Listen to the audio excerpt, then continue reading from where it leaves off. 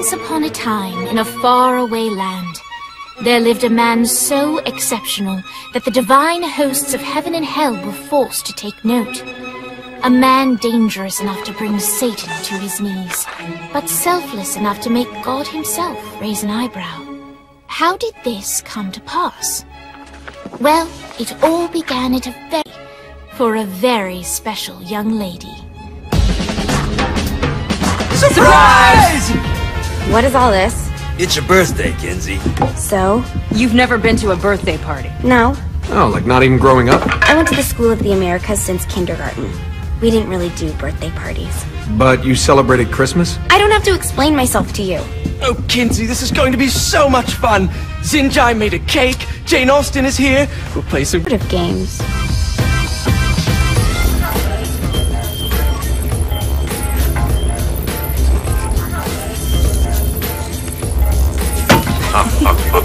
So you celebrate birthdays by trafficking with spirits? It's spooky and fun. It's a bunch of letters. It's tradition! Every slumber party has to involve a spirit board. Slumber party? How's it work? We ask it a question, and the spirit of the board will reveal the answer. How? Wherever they want. Wait. Can we go back to you and your slumber parties? No time. All right. Everyone put their hands on the cursor. Cursor. I feel the magic already. All right. Will the President/God Emperor for life ever choose a partner to reign alongside them? No. Ooh, someone's getting married. Shut up, Matt. Who will tame the president's wild heart? Not moving it. That's the spirit, Kinsey. I'm serious. I'm not moving it either. Neither am I. Jezebel? Who the fuck is...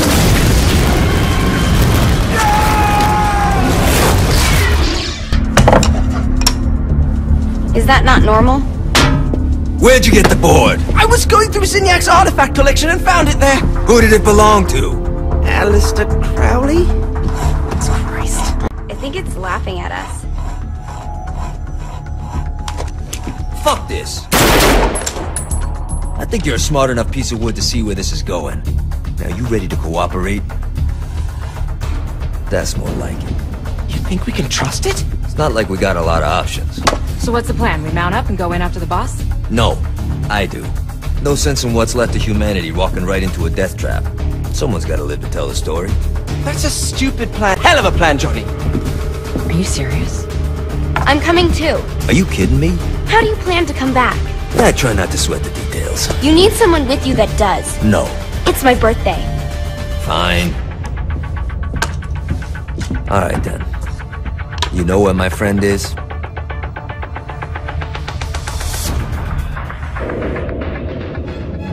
True to its word, the spirit board opened up another portal, and Kinsey screaming into hell.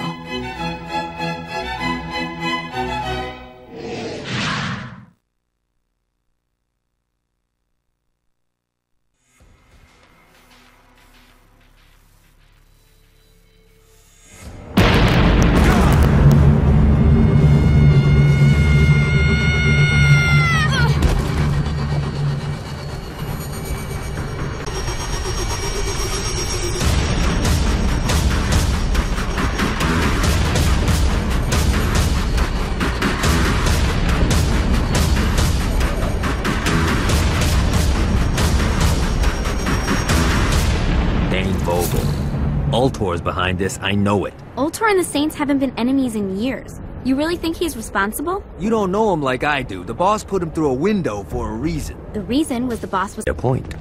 Alright. Now how are we gonna find the Ultor building? biggest building down here, giant Ultor sign on it. I don't think this is a problem. I'll buy that.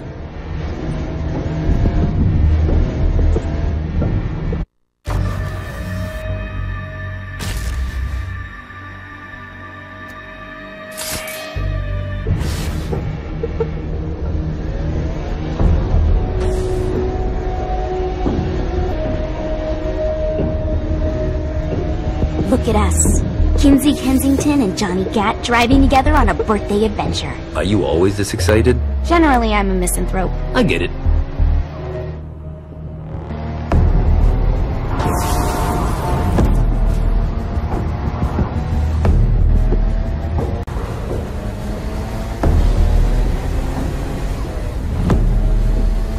So this is hell. Not as bad as I thought. It kind of reminds me of Steelport. It burns! Jesus Christ!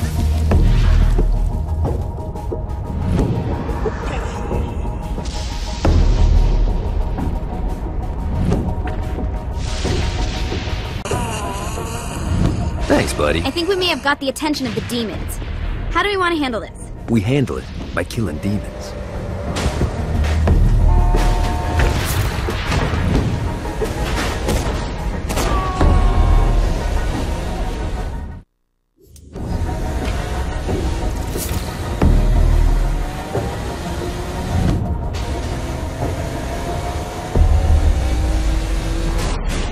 I'm gonna shoot him in the face unless he gives us the boss back. What if Dane doesn't have the boss? I'll probably still shoot him in the face.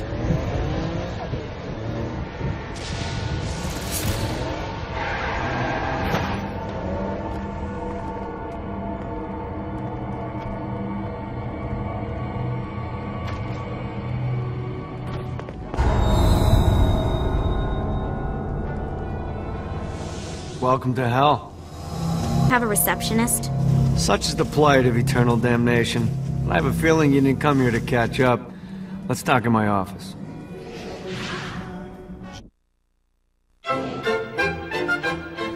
Not even death could stop the enterprising Vogel, who wasted no time in setting up an Ultor branch in the bowels of hell. Dane was eager to fill Johnny in on the ever-shifting politics of land rights in the underworld. Little to Johnny, who only cared where his friend was. Where'd you put the president? I've been trying to explain that. I didn't take them. Bullshit. You expect me to believe you just happened to be the first thing we see in hell? Maybe it's just me, but your thank you sounds more like an accusation. That's probably because he plans to kill you. Okay. I get to trust something. The pieces all came together. The president had caused more chaos and destruction than any other in human history. It was only natural that Satan would want them to marry his daughter. They needed a plan, and Johnny had one.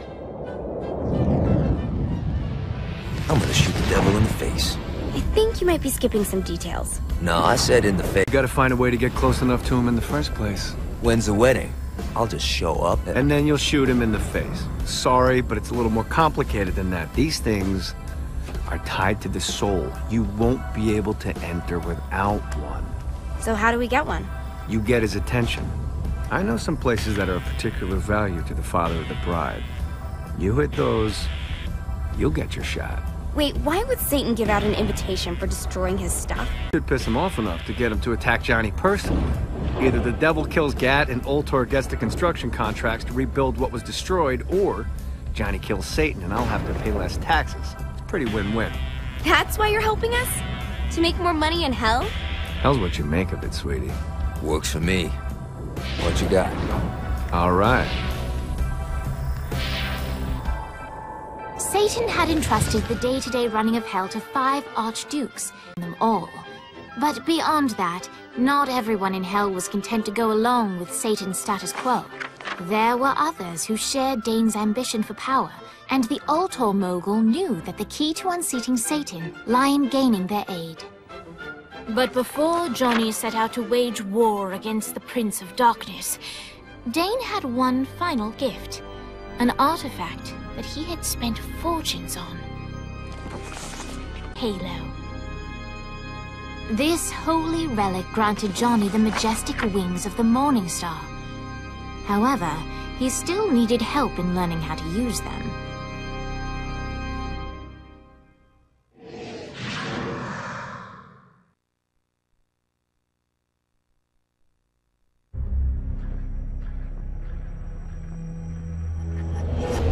Alright, you got me out in the sticks, now Excitement, you're about to experience angelic flight for Christ's sake. Dane. Someone needs a nap.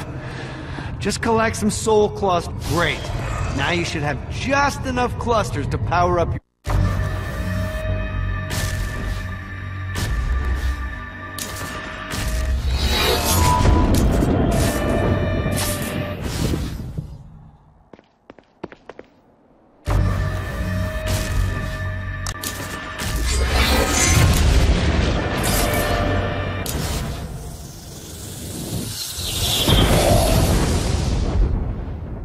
Alright, let's start slow. Try to jump over to that next island. Also, the longer you charge your wings before jumping, the further you'll go.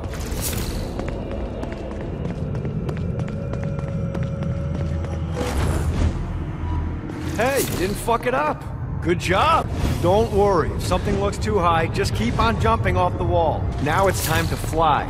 You heard of crawling before walking? Well, in this case, you need to jump before you can fly. Launch yourself in the air with a jump, and then hold your wings out to glide to that next island. I put out some orbs to show you the path. Running out of juice. Try again. Here's a tip to fly. Just jump, then hold your wings out to glide. Let the wings do the work. You'll have to dive to reach the next island. Do that by pointing your head down. Don't worry, the rest of your body will follow. I put a shiny flap orb out in front of you. Collect the orb, and your wings will flap to gain speed. Now try flapping those wings on your own. Do a flap on your way to the next island. Let's see what these things can do. The exact opposite of diving is climbing. Climbing will slow you down and eventually cause you to stall. And trust me, stalling sucks. You can flap while gliding to gain additional speed. So the faster you're going, the higher you can fly. Now, alright, time to take the training wheels off for the final lesson. Flying takes stamina. If you run out in mid-rock, stupid. Let's get you back to the old tour building. I want to run through all the stuff you can do to hurt Satan. Sure thing. See you soon.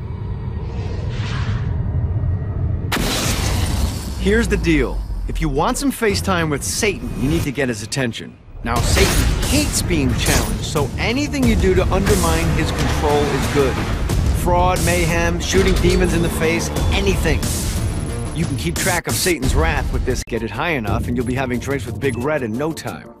I've compiled a list of shit to do, so take a look and do whatever sounds fun. Oh, one more thing. We have some potential allies down here. Trust me. You want to impress them.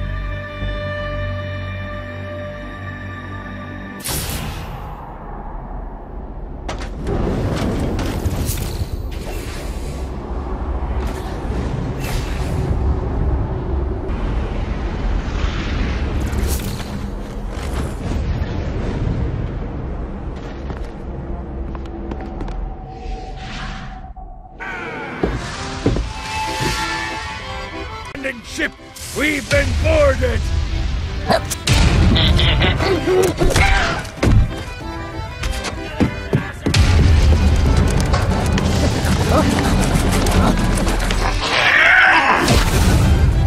Get these damn things off my ship!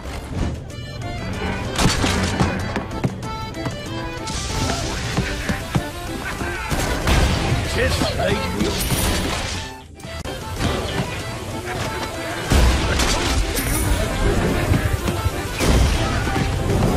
You think I'm scared of you?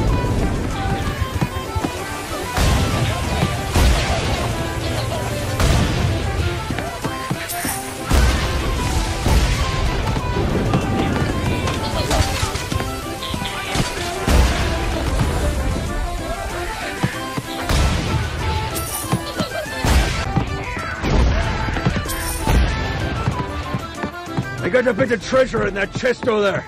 The weapon you find inside may help with our little imp problem.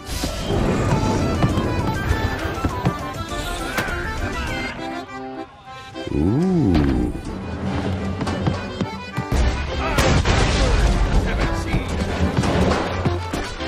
Fuck off! Get off, you piece of shit!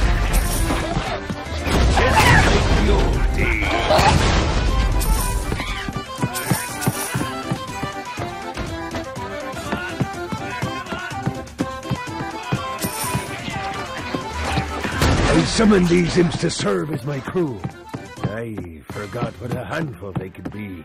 Once aboard, they wouldn't listen to their captain. They ran amok in the bowels of the ship. You're welcome, England.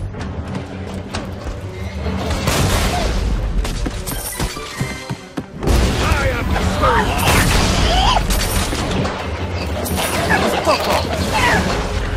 Good God, they're swarming! Get off, you piece of shit!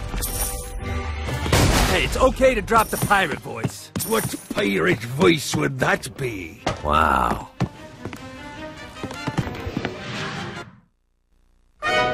Zinyak's destruction of Earth had a profound impact on the afterlife. To heaven, it was a logistical nightmare. St. Peter's meticulous nature drove purgatory wait times to unbearable levels. Meanwhile, in hell, where souls in pain were used as currency, it created a new era of prosperity for the wickedly enterprising. This economic boom to be overflowing, which in turn piqued the interest of the most notorious man that sailed the seven seas. Long had Blackbeard been a thorn in Satan's side, robbing tax collectors on a semi-regular basis. But the promise of an immeasurable fortune drove him to be even bolder. An arrangement was reached. Blackbeard would provide information on strategic targets in exchange for a share of the profit. Johnny, who was interested in money, happily agreed.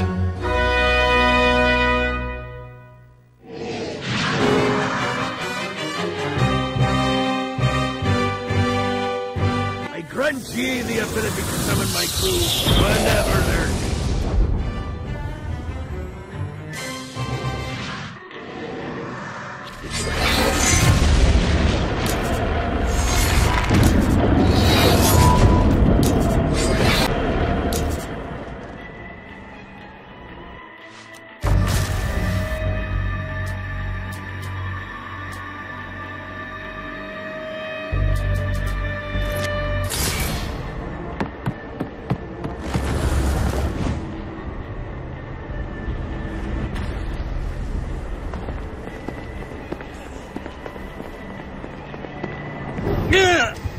Thanks. I raided a Interpol office.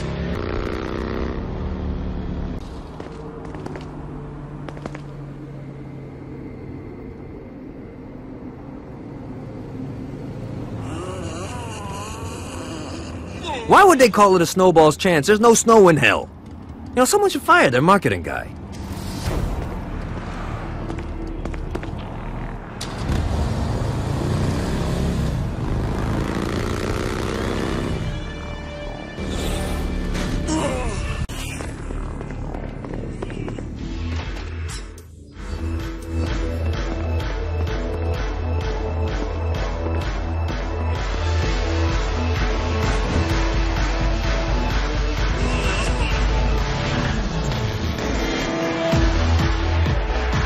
Writer William Shakespeare, humanity's greatest playwright, and hell's most diabolical purveyor, looks on as a brave mortal on an orphan quest to enter. The bard's interest is piqued, and he looks to test his visitor's mettle.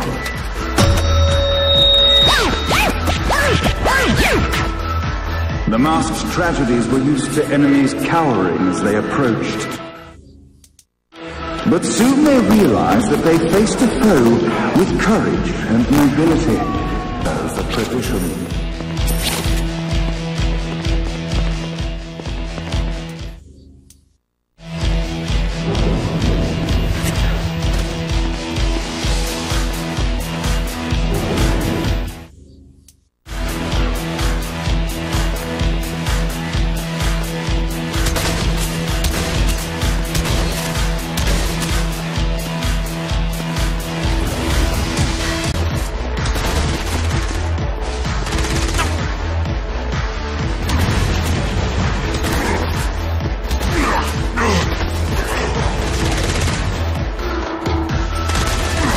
Who's laughing now? The battle raged on below, and as bullets and blood flew, the bard arched a curious eyebrow. Could this mortal be the exact thing that Shakespeare needed?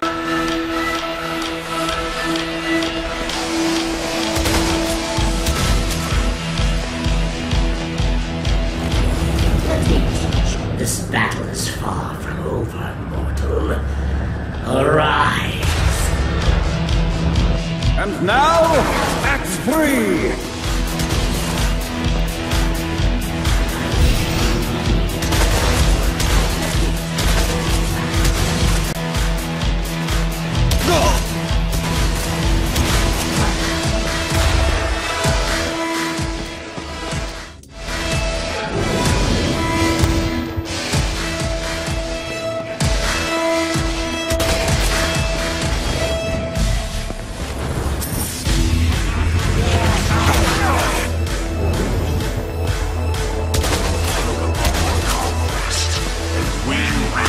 As conflict resolved, Shakespeare eagerly awaited meeting the champion that dispatched so many of his men. Undoubtedly, they were here for the bard's aid, and while happy endings were not a thing found in hell, Shakespeare always had a soft spot for company. In the land of the living, William Shakespeare is regarded as one of the most prolific playwrights of all time. To the denizens of hell, the bard is seen in a far different light. After selling his soul for fame and adoration, Shakespeare served in hell as Satan's spy master general. In doing his duty, Shakespeare would punish the souls he was investigating by forcing them to perform in grotesque passion plays for Satan's amusement. But in a Twelfth Night-esque twist, Shakespeare found himself living a double life, while his heart was as soft as Jezebel's. In secret, he would tutor her on the classics and act out the works of his mortal days. When Satan found out, he cast Shakespeare out of the palace, believing that the poet would be tormented by the populace of hell, far out of Jezebel's sight. But Satan had not counted on the bard's cunning. Embracing his persona of master torturer, Shakespeare and his took root in the entertainment district, biding their time for revenge.